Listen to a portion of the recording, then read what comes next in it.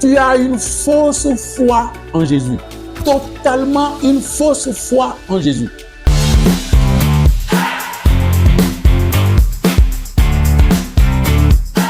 La grâce et l'amour de Dieu soient sur toi. Toi, le vrai Thomas, le vrai Saint Thomas, et comprenne qui pourra. Tu l'acceptes? Connais-tu qui est Saint Thomas? Connais-tu qui est l'apôtre Thomas? Didyme, le connais-tu? Tu en es le vrai. Le choc de la foi justificatrice, la foi vivante en question, le scandale de la vérité divine, la vérité libératrice en question. Voir pour croire. Saint Thomas 1. Voir pour croire. Notre ami, ce grand apôtre, tout le monde le connaît, tu le connais aussi. Et tu sais ce qui fait la célébrité de son nom. Quand on l'appelle, c'est l'incrédule. Oui, voir pour croire. Tout ce que nous avons obtenu, tout ce que nous savons jusque-là, tout ce que nous avons cru, entre griffes, ce qu'on n'appelle pas croire, c'est voir pour croire. Commençons à partir de nos expériences. Nous écoutons la parole de Dieu. Toutes les religions chrétiennes, toutes les religions chrétiennes, témoins de Jéhovah, les évangéliques, les catholiques, les protestants, tout confondu.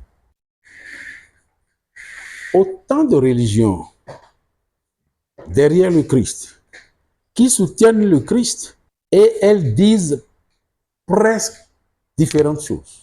Elles ne se comprennent pas. Elles sont nombreuses pour diviser le Christ. Elles sont nombreuses pour diviser Jésus. Elles sont nombreuses pour diviser les Saintes Écritures. Est-ce que cela honore l'homme? Non. Nous écoutons la parole de Dieu, quel que soit. Et qu'est-ce qu'on nous dit? Ah, Jésus est né, il est conçu du Saint-Esprit, né de la Vierge Marie, et ça y est, chacun garde sa foi. Il grandit, il a fait 3 ans d'apostolat, il est mort, il est ressuscité. Et chacun de nous, jusqu'à preuve du contraire, est d'en voir pour croire. Qu'est-ce que comprennent qui pourra appelle voir pour croire? Nous sommes dans la résurrection. Nous sommes au temps de la résurrection. Aucun d'entre nous, aucun, je dis bien aucun, en dehors des civilisés, quand je parle de civilisés, je parle de la foi. En dehors de ceux qui ont élevé leur foi, ceux qui sont restés ouverts pour comprendre, mais je dirais 5 pour 1000. 5 pour 1000. Est-ce que c'est bon? Est-ce là la foi? Alors nous croyons. Crois-tu au Christ? Crois-tu en Dieu? Crois-tu? Non. Nous devons croire en Christ, en Jésus, comme nous croyons en Dieu. Sinon, écoutez bien, comprenne qui pourra. Tu as une fausse foi en Jésus. Totalement une fausse foi en Jésus. Si ce que tu as lu,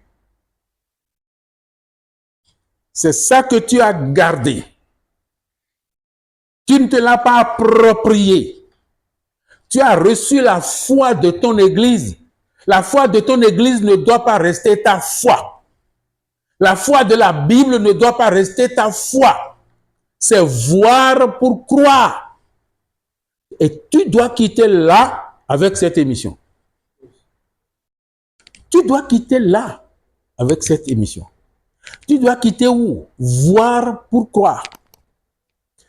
Parce que, comprenne qui pourra te l'avait dit, tu ne dois pas rester sur la foi de ta religion. C'est mortel pour toi. Tu ne dois pas rester dans la foi, sur la foi de ce que tu as lu, la foi de la Bible. Non, la Bible te donne une foi. Ta religion te donne une foi.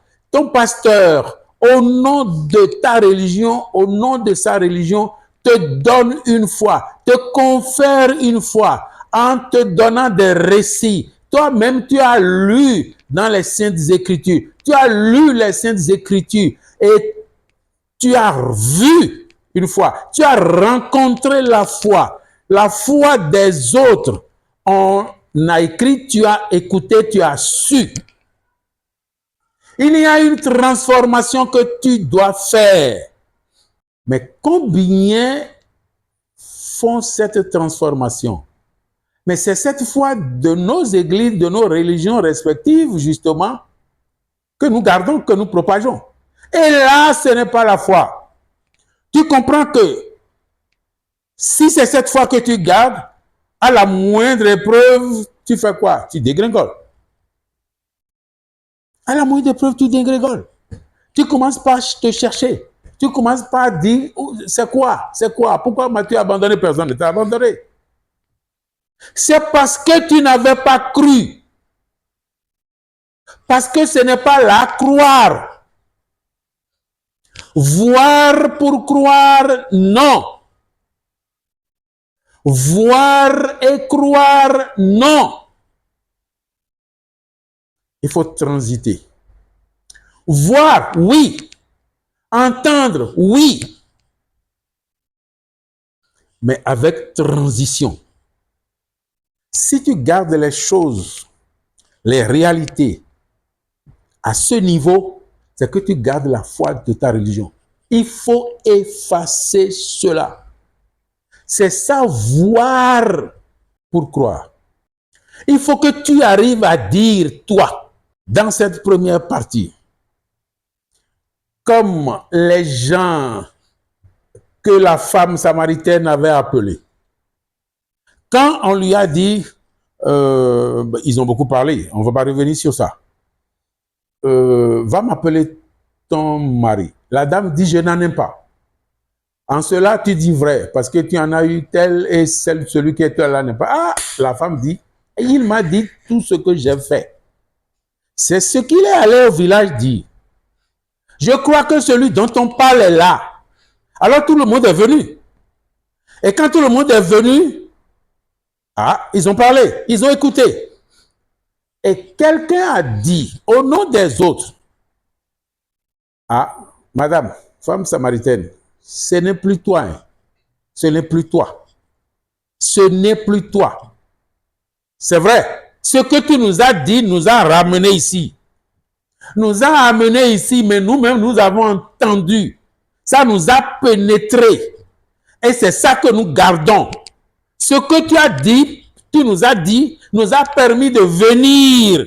C'est ce venir-là que tu dois faire. Toi qui écoutes, comprenne qui pourra. Les habitants, ils ont quitté là où la femme samaritaine leur a dit. Et ils sont venus voir. Ils sont venus à la source.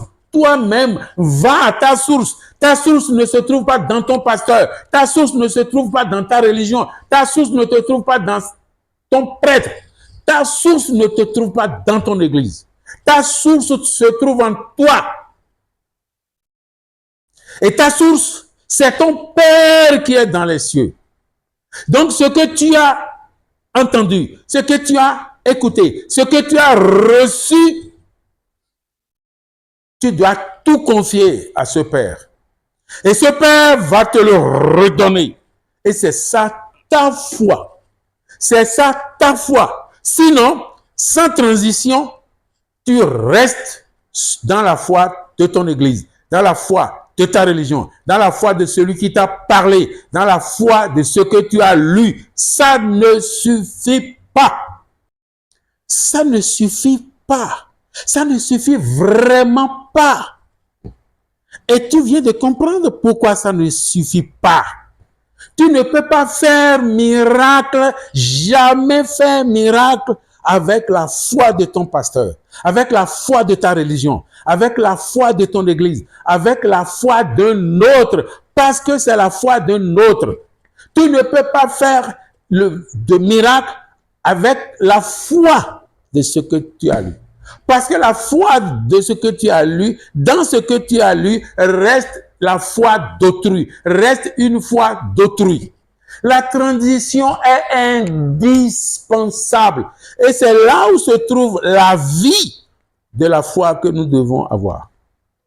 C'est ça. C'est là où on s'est trompé. Nous n'allons pas dire on nous a trompés. C'est là où on s'est trompé. Il est indispensable que tu écoutes, que tu entendes, que tu reçoives. C'est l'évangélisation, la bonne nouvelle. Mais tu as reçu. Mais qu'as-tu fait de ce que tu as reçu? Qu'as-tu fait de ce que tu as reçu? Est-ce que tu as fait tien? Est-ce que tu l'as fait tien? Vous croyez que c'est une transition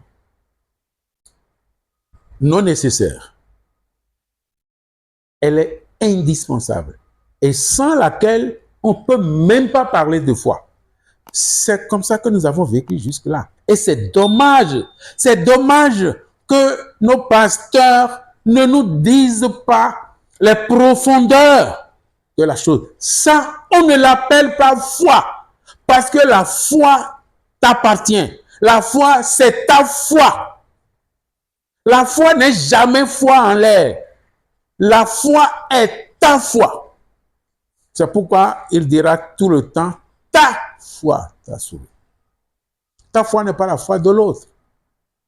Ta foi n'est pas la foi de l'autre.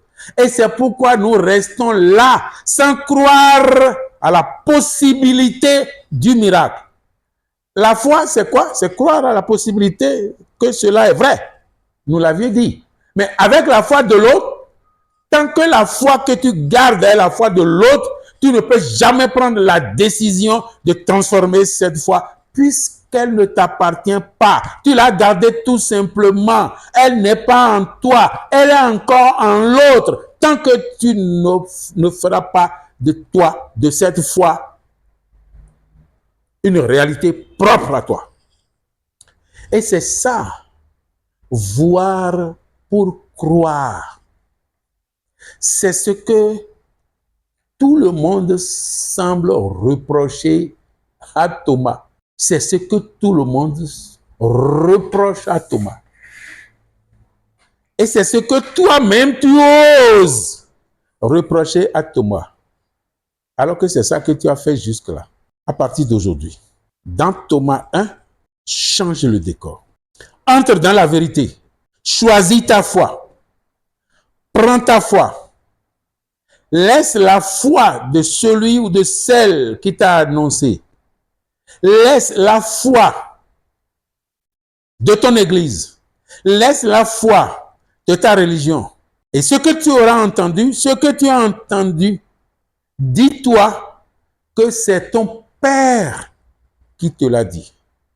C'est ce que tu as reçu. De qui? De ton Père, directement de Jésus, sans passer par ta religion, même si passer par elle reste nécessaire. Mais il faut transiter. Si tu transites et que tu fais une bonne transition, tu vas voir que ta vie va commencer par changer. Tu vas quitter voir pour croire et amorcer croire avant de comprendre. La foi du Christ scandalisateur, le Christ de la foi agissante, la vérité de la foi en la vérité, comprenne qui pourra.